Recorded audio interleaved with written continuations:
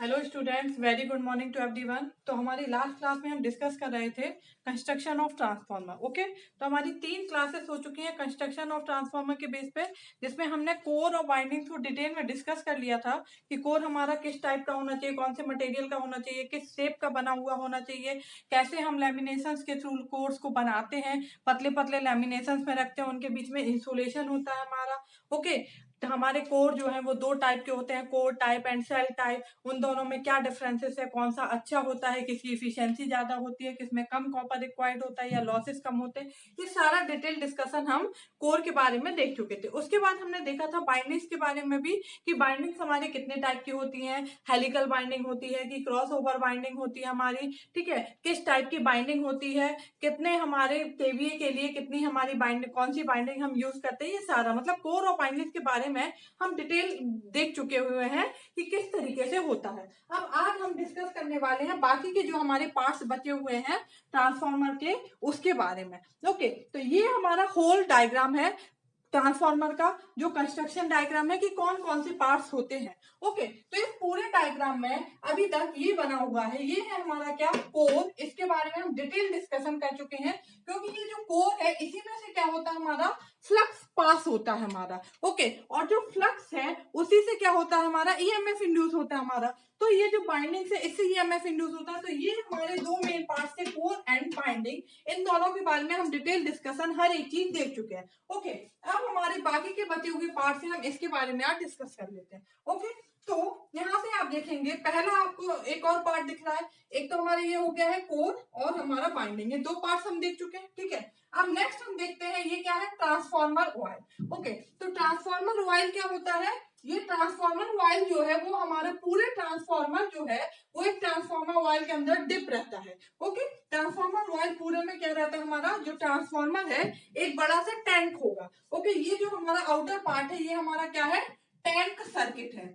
ये हमारा क्या है, टैंक सर्किट है। ये जो हमारा टैंक सर्किट होता है ये हमारा किसका बना हुआ होता है, स्टील का बना होता है, ठीक है। ये जो टैंक सर्किट है ये हमारा किसका बना होता है, हमारा स्टील का बना होता है। इस टैंक सर्किट के अंदर पूरा हम ऑयल भर देते हैं और उसमें क्या करते हैं, ट्रांसफार्मर को डिप कर देते हैं। ओके, मतलब अलग से आप ये कैसा बना सकते हैं टैंक सर्किट, उसके अंदर आप तेल भरा होगा और उसमें हम इसको डिप कर देंगे, मतलब पूरा ट्रांसफार्मर से डिप रहता है। तो ये जो ऑयल है इसका हमारा काम क्या होता है, जो ट्रांसफार्मर ऑयल है इसका हमारा मेन पर्पस क्या होता है हमारा, तो जो ट्रांसफार्मर ऑयल है इसके हमारे 2 पर्पस होते हैं। एक पर्पस क्या होता है, एक तो ये हमारा क्या करता है, कूलिंग प्रोवाइड कराता है हमारा।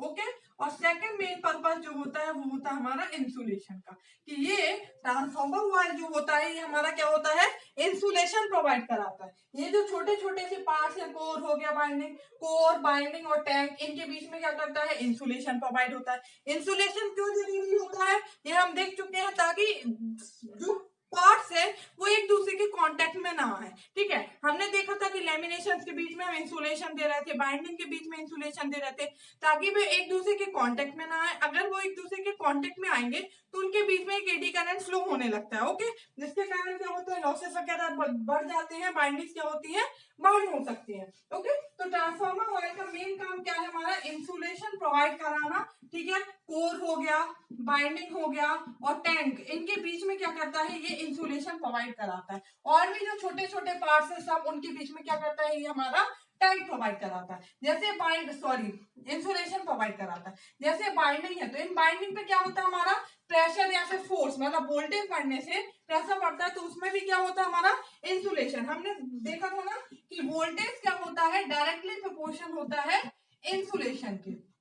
तो अगर वोल्टेज हमारा क्या होता है, बढ़ता है, तो हमारा इंसुलेशन भी, तो ये क्या करता है, हमारा जो बाइंडिंग्स है उन पे भी क्या करता है, इंसुलेशन प्रोवाइड कराता है। ओके, तो कोई आपसे पूछे कि ट्रांसफार्मर ऑयल का काम क्या है, तो ट्रांसफार्मर ऑयल का जो मेन काम है सबसे पहला वो क्या है, इंसुलेशन प्रोवाइड कराना, जितने भी पार्ट्स है ट्रांसफार्मर के अंदर उनके बीच में, ठीक है। दूसरा काम क्या है, कूलिंग प्रोवाइड कराना। जैसे हमारा ट्रांसफार्मर जो होता है, जब उसमें क्या होता है, लोड बढ़ता है या घटता है, ठीक है। जब लोड हमारा बढ़ता है या घटता है तो उसके कारण क्या होता है, हमारा एक एक्स्ट्रा करंट फ्लो होता है, एक हमारा क्या होता है, लॉसेज जनरेट होता है, तो हीट डेवलप होती है। तो ये ट्रांसफार्मर ऑयल क्या करता है, हमारा उसको कूलिंग की तरह काम करता है। ओके, ये बने हुए हमारे क्या कूलिंग ट्यूब्स या फिर रेडिएटर्स होते हैं। तो ये हमारा इससे फ्लो होता है और हमारा जो हीट है वो क्या होती है, रेडिएट हो जाती है। रेडिएटर मतलब ही रेडिएटर मतलब रेडिएट करना। तो इसके अंदर की जो हीट है, क्योंकि मान लीजिए अगर हमारा लोड बढ़ रहा है, ठीक है, लोड बढ़ रहा है तो वो क्या होगा, ट्रांसफॉर्मर ऑयल उबलने लगेगा। जैसे कि हम दूध में देखते हैं, सिंपल सा एग्जांपल, जब दूध को क्या करते हैं, बॉयल करते हैं तो वो क्या होता है, ऊपर की तरफ जाने लगता है। जब हमारा कम होता है तो वो ठंडा होने लगता है। तो ऐसे ट्रांसफॉर्मर में होता है कि जब हमारा लोड बढ़ता है, हीट बढ़ती है, ठीक है, या कोई फॉल्ट तो हमारा ट्रांसफॉर्मर ऑयल क्या होता है, उबलने लगता है। ठीक है, और इसके में जो भी हमारी हीट प्रोड्यूस होती है वो क्या होती है, हमारी मतलब हीट निकल रही है तो वो इन रेडिएटर्स के थ्रू क्या होती है, बाहर निकल जाती है। तो ये क्या करता है, एक हमारा कूलिंग का भी काम करता है। ओके, तो ये हो गया ट्रांसफॉर्मर ऑयल, आपको समझ में आ गया हमारा। ठीक है, अब जो ट्रांसफॉर्मर ऑयल होता है ये एक तो हो गया हमारा क्या, इंसुलेशन प्रोवाइड कराता है और कूलिंग करता है, और इनर पार्ट्स में क्या करता है, हमारा इंसुलेशन प्रोवाइड कराता है। ओके, अब जो हमारा कमर्शियल नेम होता है हमारा ट्रांसफॉर्मर ऑयल का, वो क्या होता है हमारा, पायरोक्लॉक्स। ओके, आपसे पूछा जा सकता है कि कमर्शियल नेम क्या है। कमर्शियल नेम ट्रांसफॉर्मर ऑयल का क्या होता है, पायरोक्लॉक्स। ओके, और एक नेम पूछा जाता है हमारा ट्रेड नेम क्या होता है। ये नाम कभी कभी पूछ ले जाते हैं, इसलिए मैं आपको बता रही हूँ। ट्रेड नेम क्या होता है हमारा, इसका एस्कार्ड होता है। ओके, और भी डिफरेंट डिफरेंट टाइप्स के ट्रांसफॉर्मर ऑयल यूज किए जाते हैं। ओके, वो हम यहाँ पे बहुत डिटेल में नहीं, हमारा मेन काम है समझना कि ट्रांसफॉर्मर ऑयल का मेन काम क्या है। तो सबसे पहला काम वो इंसुलेशन प्रोवाइड कराता है, माइनर पार्ट्स में जो छोटे छोटे पार्ट्स हैं उनके बीच में भी और बड़े बड़े पार्ट्स में भी। ओके, दूसरा मेन काम है कि कूलिंग प्रोवाइड कराना। जब उसमें हीट अंदर डेवलप हो जाती है तो ट्रांसफॉर्मर ऑयल उबलने लगता है, और जो उसकी हीट है वो उसके थ्रू क्या करता है, इन रेडिएटर्स के थ्रू बाहर क्या कर देता है, रेडिएट कर देता है, निकाल देता है। तो ट्रांसफॉर्मर जो होता है अंदर ठंडा हो जाता है। ठीक है, तो ये हो गया। अब जो हम ट्रांसफॉर्मर ऑयल यूज कर रहे हैं उसकी प्रॉपर्टीज क्या होनी चाहिए। ओके, जो ट्रांसफॉर्मर ऑयल हम यूज कर रहे हैं उसकी क्या क्या प्रॉपर्टी होनी चाहिए वो हमारा देखना जरूरी है। तो जो हम ट्रांसफॉर्मर ऑयल यूज कर रहे हैं वो हमारा उसकी प्रॉपर्टी क्या है, सबसे पहली लो विस्कोसिटी होनी चाहिए। ओके, लो विस्कोसिटी इसका मतलब क्या है, लो विस्कोसिटी होगी तो जो हमारा ट्रांसफॉर्मर ऑयल है वो इजी सर्कुलेट हो जाएगा, वो हमारा इजीली सर्कुलेट हो सकता है इसके अंदर। ओके, अगर विस्कोसिटी ज्यादा होगी तो वो हमारा इजीली सर्कुलेट नहीं हो पाएगा। तो सबसे पहली प्रॉपर्टी क्या होना चाहिए, विस्कोसिटी उसकी क्या होनी चाहिए, कम होना चाहिए। ठीक है, दूसरी चीज, ट्रांसफॉर्मर ऑयल के अंदर कोई भी हमारा क्या है, मॉइस्चर नहीं आना चाहिए। कोई भी मॉइस्चर कंटेंट हमारा ट्रांसफॉर्मर ऑयल में नहीं आना चाहिए। अगर ट्रांसफॉर्मर ऑयल में मॉइस्चर कंटेंट आ जाएगा तो इसकी जो स्ट्रेंथ है वो क्या होती है, रिड्यूस हो जाती है। अगर इसकी स्ट्रेंथ रिड्यूस हो जाती है तो इसकी जो इफिशियंसी है वो भी क्या हो जाती है, रिड्यूस हो जाती है। तो हमें ये ध्यान रखना है कि जो ट्रांसफॉर्मर ऑयल है इसके अंदर कोई भी मॉइस्चर कंटेंट नहीं आना चाहिए। अभी हम यहाँ पे देखेंगे कंजर्वेटर टैंक है हमारा, इसमें भी ट्रांसफॉर्मर ऑयल भरा हुआ है। ठीक है, तो जब हम यहाँ से हवा लेते हैं तो इसके अंदर कोई मॉइस्चर नहीं आना चाहिए, इसलिए हमने ये सिलिका जेल क्रिस्टल लगाया हुआ है। अभी हम आपको बता रहे हैं वन बाय वन। आपको ये समझना है कि जो ट्रांसफॉर्मर ऑयल है उसकी विस्कोसिटी क्या है, कम होना चाहिए। दूसरी चीज, उसमें कोई भी मॉइस्चर कंटेंट नहीं होना चाहिए। अगर मॉइस्चर कंटेंट आ जाएगा तो जो ट्रांसफॉर्मर ऑयल है उसकी स्ट्रेंथ कम हो जाएगी और जो ट्रांसफॉर्मर है उसकी इफिशियंसी भी क्या होगी, रिड्यूस हो जाती है। ओके, तो ये हो गया ट्रांसफॉर्मर ऑयल के बारे में। और रेडिएटर कूलिंग ट्यूब का भी आपने समझ लिया। इसका काम क्या है, हमारा जो अंदर एनर्जी है मतलब हीट डेवलप हुई है उससे उसको लेके और इसको क्या करना, बाहर रेडिएट करना एटमॉस्फेयर में। ओके, ताकि हमारा ट्रांसफॉर्मर क्या रहे, कूल रहे। अब हीट कब डेवलप हो सकती है, जब हमारा कोई भी इंटरनल फॉल्ट आ जाए। अगर ट्रांसफॉर्मर में कोई भी इंटरनल फॉल्ट आ जाता है हमारा तो उस टाइम पे क्या होगा, अचानक से हमारा होगा। अब फॉल्ट कुछ भी हो सकता है, लाइन टू ग्राउंड फॉल्ट हो सकता है, कुछ भी टच हो गया हमारा। तो अगर कोई भी फॉल्ट आ जाता है, ठीक है, या ऐसे फॉल्ट रहते हैं जो धीरे धीरे पनपते हैं, अपन को पता नहीं चलते हैं, तो वो धीरे धीरे हीट डेवलप करते रहते हैं। तो हमें उससे क्या करना है, इनको प्रोटेक्ट करना है हमारा। ठीक है, तो उससे प्रोटेक्ट करने के लिए हमने यहाँ पे क्या लगाया है, बकोस रिले लगाया है। ठीक है, पहले उसके पहले हम ये व्हील हो गया तो सिंपल है, लगे रहते हैं ट्रांसफॉर्मर को यहाँ से वहां ले जाने के लिए। एक ये लगा हुआ है हमारा क्या, ऑयल गेज और टेम्परेचर गेज। ओके, तो ऑयल गेज और टेम्परेचर गेज जो है इसका काम क्या होता है, ये ऑयल की मात्रा को नापता रहता है और टेम्परेचर को नापता रहता है कि जो ट्रांसफार्मर है उसके अंदर का टेम्परेचर कितना है। अगर टेम्परेचर ज्यादा हो जाएगा तो हमें उसको क्या करना पड़ेगा, कम करना पड़ेगा। और ऑयल की मात्रा को नापता रहता है कि ऑयल जो है उसकी जो लेवल है वो सही है कि नहीं है, कम तो नहीं हो गई है, क्योंकि ऑयल जब बहुत एवापोरेट होगा तो उसकी वैल्यू रिड्यूस होगी कि नहीं होगी। हम दूध को गर्म करते हैं तो अगर हम बहुत देर तक खोलता रहे तो दूध की जो क्वांटिटी है वो कम होगी कि नहीं होगी। तो ऐसे ऑयल की क्वांटिटी भी क्या होगी, कम होगी। तो जितना ऑयल हमें चाहिए है उतना है कि नहीं है, इसलिए हम यहाँ पे ये लगाते हैं ऑयल गेज और टेम्परेचर गेज। अगर इसकी मात्रा कम हो जाएगी तो हमें उसमें क्या करना पड़ेगा, और ऑयल डालना पड़ेगा। ठीक है, ये हो गया हमारा। नेक्स्ट क्या है, ये लगे हुए होते हैं बुशिंग्स। ठीक है, बुशिंग्स जो होते हैं ये बाइंडिंग से कनेक्ट होते हैं। तो बुशिंग्स हम क्यों लगाते हैं, जो हमारा मेन टर्मिनल है और जो हमारा ये टैंक सर्किट है बाइंडिंग, इनके बीच में कनेक्शन के लिए। हम डायरेक्ट कनेक्ट नहीं करते, हम बुशिंग्स के थ्रू क्या करते हैं, इनमें कनेक्शन प्रोवाइड कराते हैं, जो मेन टर्मिनल है और ये हमारी जो टैंक सर्किट है उनके बीच में। ठीक है, अब हमारा क्या है यहाँ पे, बकोल्स ले लें, कंजर्वेटर टैंक, ये और ये। ठीक है, तो कंजर्वेटर टैंक क्या होता है हमारा, कंजर्वेटर टैंक, ये जो टैंक होता है ये क्या होता है, आधा क्या होता है ऑयल से भरा होता है और आधा क्या रहता है हमारा खाली रहता है। इसमें आधा क्या रहता है, फ्री स्पेस रहता है। ओके, कंजर्वेटर टैंक आधा ऑयल से भरा होता है और आधा हमारा क्या होता है, इसमें फ्री स्पेस रहता है। ये किससे कनेक्ट होता है हमारा, ये ब्रीथर से कनेक्ट होता है। ठीक है, ब्रीथर से।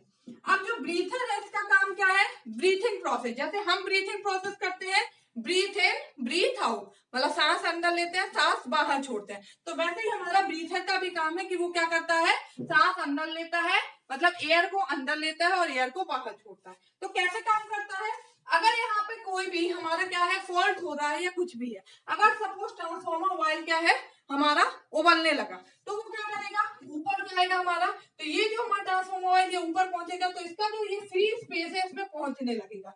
तो ये क्या करेगा, यहाँ की एयर को क्या करेगा, बाहर निकालेगा हमारा। ये बेंड पाइप है, इससे हमारी एयर क्या होगी, हमारी बाहर आएगी। तो इस प्रोसेस को अपन क्या बोलेंगे, ब्रीथ आउट। ओके, मतलब क्या हो रहा है, सांस बाहर छोड़ रहा है, मतलब एयर बाहर छोड़ रहा है। तो जब उबलने लगेगा, मतलब जब हम दूध उबालते हैं तो उसमें क्या आता है, उबाल आता है, मतलब वो ऊपर की तरफ उठता है। सिंपल है ना, दूध तो सबने उबाला होगा, तो उसकी जब हीट अगर हम बढ़ा देते हैं या कुछ भी उबाल आता है तो वो ऊपर की तरफ उठता है। तो ऐसे जब हमारा ट्रांसफॉर्मर ऑयल गर्म हो जाएगा तो वो ऊपर की तरफ उठेगा, ऊपर की तरफ उठेगा। तो इस कंजर्वेटर टैंक में ऊपर क्या है, ये फ्री स्पेस में एयर थी। कोई भी हमारा बॉक्स है, उस बॉक्स में स्पेस तो हमारा क्या है, फिक्स है ना।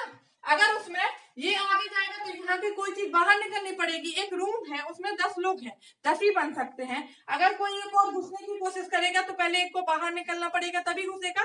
तो जब ये ऊपर पड़ेगा तो ये जो एयर है वो क्या होगी, बाहर निकलेगी ब्रीथर के थ्रू, बैंड पाइप के थ्रू। तो इस प्रोसेस को बोलते हैं अपन ब्रीथ आउट प्रोसेस। ओके, जब ये ऑयल क्या होगा हमारा ठंडा हो जाएगा तो ये डाउन आ जाएगा। आप देखते हैं कि दूध ऊपर उबलने लगा, फिर हमने स्लो कर दिया तो वो ठंडा हो गया, नीचे आ गया। तो फिर ये फ्री स्पेस बचेगा तो ये एयर से भरेगा, तो यहाँ से एयर लेगा। तो उस प्रोसेस को हम क्या बोलते हैं, ब्रीथ इन प्रोसेस।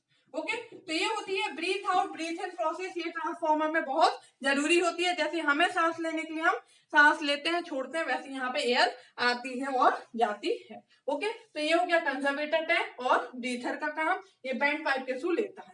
अब ये हमने सिलिका जेल क्रिस्टल यहाँ पे क्यों डाले हुए हैं, इन सिलिका जेल क्रिस्टल का क्या काम है, ये जो सिलिका जेल क्रिस्टल है ये क्या करते हैं, जब हम एयर यहाँ से लेते हैं, जब एयर क्या करता है, शब्द करता है, मतलब ऊपर की तरफ खींचता है, तो एयर के साथ साथ क्या होता है, कुछ मॉइस्चर कंटेंट भी आ जाते हैं। जो बाहर की हवा है उसमें नमी तो है ना, तो हवा के साथ साथ क्या होता है, कुछ मॉइस्चर कंटेंट भी आ जाते हैं। अभी हमने आपको बताया था कि जो ट्रांसफॉर्मर ऑयल है उसकी क्या प्रॉपर्टी है कि मॉइस्चर नहीं होना चाहिए। तो यहाँ से अगर मॉइस्चर आएगा तो ट्रांसफॉर्मर में ऑयल में जाएगा कि नहीं जाएगा, ये हमारा यहाँ पे आएगा, टैंक के अंदर आएगा, हमारा ट्रांसफार्मर में आएगा। तो इसके कारण क्या होगा, ये जो ऑयल है इसकी स्ट्रेंथ जो है वो क्या होगी, कम हो जाएगी और इफिशियंसी ट्रांसफार्मर की क्या होती है, रिड्यूस होती है। या अगर इस ट्रांसफार्मर ऑयल में कोई भी मॉइस्चर आ जाता है तो हमें पूरा का पूरा ट्रांसफार्मर ऑयल चेंज करना पड़ता है। ठीक है, बिल्कुल भी मॉइस्चर उसमें नहीं होना चाहिए। अगर एक भी मॉइस्चर का कंटेंट आ जाएगा तो हमें पूरा ट्रांसफार्मर ऑयल क्या करना पड़ेगा, चेंज करना पड़ता है। ठीक है, तो इसलिए हम यहाँ पे क्या करते हैं, सिलिका जेल क्रिस्टल डालते हैं जो कि क्या करते हैं, मॉइस्चर को एब्सॉर्ब कर लेते हैं। जो हमारा एयर के साथ मॉइस्चर कंटेंट आ रहे हैं उसको ये क्या कर लेता है, एब्सॉर्ब कर लेता है और जो हमारी फ्रेश एयर है केवल वो ही ट्रांसफार्मर के अंदर जाने देता है। ओके, तो ये जो सिलिका जेल क्रिस्टल है इनका जो नॉर्मली कलर होता है, ठीक है, सिलिका जेल क्रिस्टल, इनका जो नॉर्मल कलर होता है वो कैसा होता है, हमारा ब्लू होता है। ओके, बट जब ये मॉइस्चर कंटेंट को एब्सॉर्ब कर लेते हैं तो ये किस में बदल जाते हैं, it turns into pink colour. ठीक है, तो अगर ये पिंक कलर में बदल गए इसका मतलब समझिए मॉइस्चर कंटेंट आ गया है। फिर अपन इसको क्या करेंगे, रिमूव कर देंगे, नया सिलिका जेल यहाँ पे डालेंगे। जैसे कि आपने देखा होगा कोई भी आप नई चीज खरीदते हैं, आप मोबाइल खरीदिए, कोई भी हमारा नया अपन इलेक्ट्रॉनिक्स प्रोडक्ट खरीदते हैं तो आप उसमें देखते हैं इतने इतने से पैकेट्स डले होते हैं, उनको आपने कभी गौर से देखा है, वो हमारे सिलिका जेल के पैकेट्स होते हैं, मतलब उसके अंदर भरा होता है ताकि जो भी मॉइस्चर है वो उसको क्या करता रहे, कंटेन करता रहे। क्योंकि अगर मॉइस्चर आ जाता है इन सारी चीजों में, जो भी इलेक्ट्रॉनिक्स है या कुछ भी चीज है, तो वो क्या होती है, खराब हो जाती है। इसलिए हम उसमें डाल के रखते हैं। उसमें क्या, हर चीज में जो भी नई बोतल खरीदो कुछ भी है तो उसके अंदर आजकल अपन वो डाल के रखते हैं ताकि मॉइस्चर ना आए और वो उसको खराब ना करे। ठीक है, तो ये हो गया conservator tank, breather, silica gel, bend pipe, हमारा सब कुछ हो गया। अब एक चीज बस बची है क्या, हमारी बकोस रिले। बकोस रिले का काम क्या होता है, तो बकोस रिले का काम क्या होता है, ये हमें क्या करती है, ये हमारी मरकरी एक्चुएटेड रिले है। ये हमारा क्या करता है, ये हमें प्रोटेक्ट करता है। ये जो भी हमारा फॉल्ट होता है अंदर, अगर हमारे ट्रांसफार्मर के अंदर कोई भी फॉल्ट है, कोई भी इंसिपेंट फॉल्ट है, इंसिपेंट फॉल्ट मतलब होता है जो धीरे धीरे फॉल्ट पनपते हैं, हमें पता नहीं चलते हैं, ठीक है, या फिर अचानक से कोई भी फॉल्ट हो जाता है, तो ये क्या करता है, हमें प्रोटेक्ट करता है। बकोस रिले प्रोटेक्ट करने का काम करता है। अगर हमारे इसके अंदर कोई भी फॉल्ट आता है तो ये क्या करेगा, पहले उसको सेंस कर लेगा और उसको क्या कर देगा, ट्रिप कर देगा। अगर बहुत ज्यादा हमारा इसमें फॉल्ट बढ़ रहा है तो उसको क्या कर देगा, सीधा हमारा बंद कर देता है। ठीक है, तो ये होता है हमारा क्या, बकोस रिले का काम। हम इसको थोड़ा डिटेल में समझ लेते हैं बकोस रिले कैसे काम करता है। ओके, तो बकोस रिले हमारी कुछ इस टाइप से होती है। ओके, बकोस रिले जो है वो किस किस के बीच में लगी होती है, अभी हमने आपको बताया, ट्रांसफार्मर टैंक और कंजर्वेटर टैंक के बीच में हम क्या करते हैं, बकोस रिले को लगाते हैं।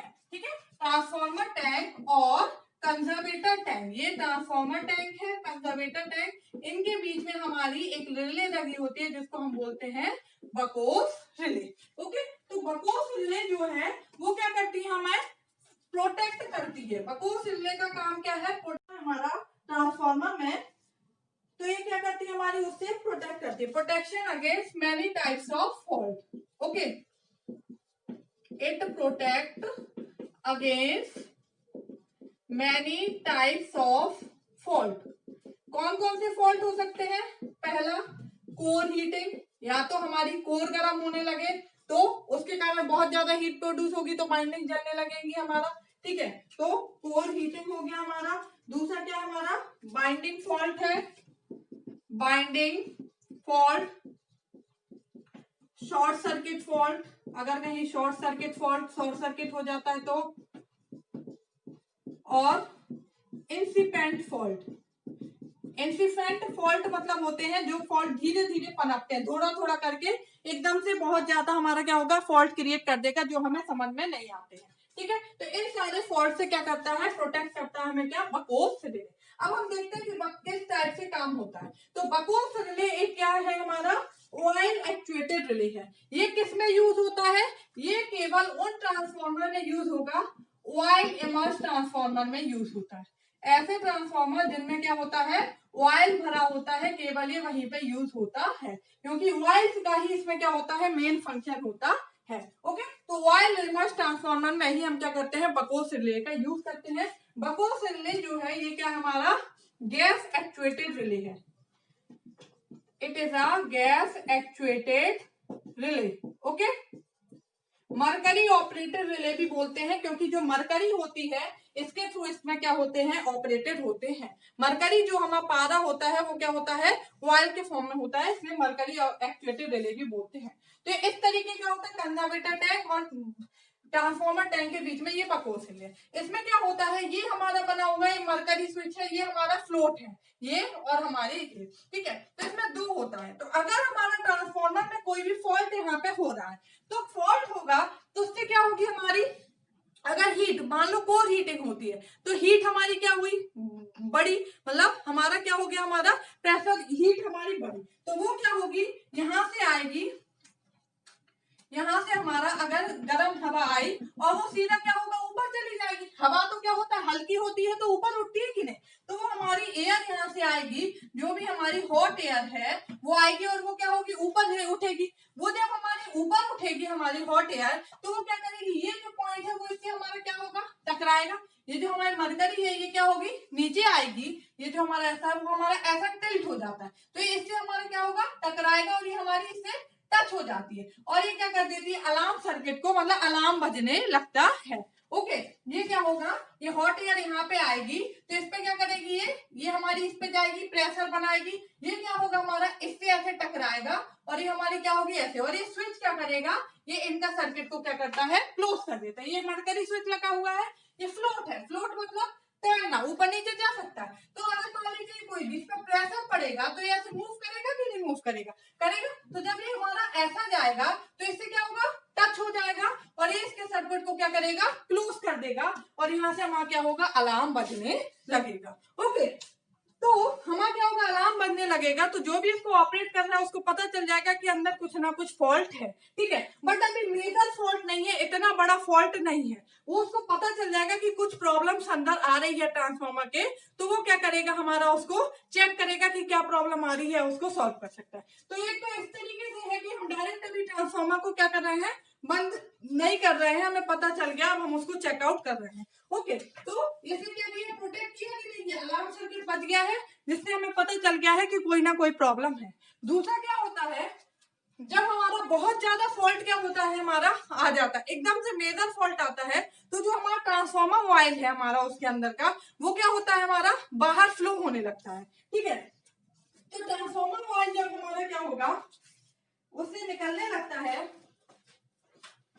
तो ट्रांसफार्मर ऑयल हमारा कहाँ जाने लगेगा, वो हमारा ट्रांसफार्मर ऑयल यहाँ फ्लो होगा हमारा, ठीक है। तो ये जो हमारा फ्लोट वाला है ये फिर से वैसे ही होगा, इस पर प्रेशर पड़ेगा तो इससे टकराएगा और ये मरकरी स्विच क्या करेगा, इन दोनों को क्लोज कर देगा, ठीक है। इन दोनों के स्विच को क्लोज कर देगा और ये यहाँ से सर्किट को क्या करेगा, स्ट्रिप करेगा। ये क्या करेगा, सर्किट ब्रेकर को कमांड देगा।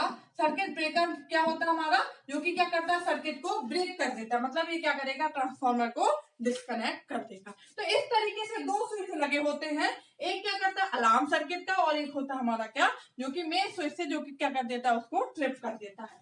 तो मेन हमें बस इतना समझना है कि बकोस रिले, ये सब आप जब पावर सिस्टम पढ़ाएंगे तो उसमें और डिटेल, वैसे मैंने बकोस रिले बता दिया, उसमें इतना ही है हमारा, ठीक है। सर्किट ब्रेकर अलग से पढ़ेंगे कि कितने टाइप के होते हैं, कैसे काम करते हैं। यहाँ हमें देखना है कि जो बकोस रिले है उसका ट्रांसफार्मर के अंदर क्या काम है, वो क्या करता है, ट्रांसफार्मर के अंदर जो भी फॉल्ट्स होते हैं उन फॉल्ट से क्या करता है, प्रोटेक्ट करता है। ओके, तो ये हमारे सारे फंक्शन हो गए, जो भी छोटे छोटे पार्ट्स बते थे, ये होल हमारा कंस्ट्रक्शन हो गया है। 4 वीडियोस इसकी है हमारी, ट्रांसफार्मर कंस्ट्रक्शन पार्ट 1, पार्ट 2, फिर एक मैंने छोटी सी वीडियो डाली थी types of binding of transformer, और ये हमारी लास्ट वीडियो है जिसमें ये हमारे सारे पार्ट्स हैं। तो ये हमारा कंस्ट्रक्शन ऑफ ट्रांसफार्मर कंप्लीट हो गया है। नेक्स्ट क्लास में हम डिस्कस करेंगे principle of transformer. Okay, thank you.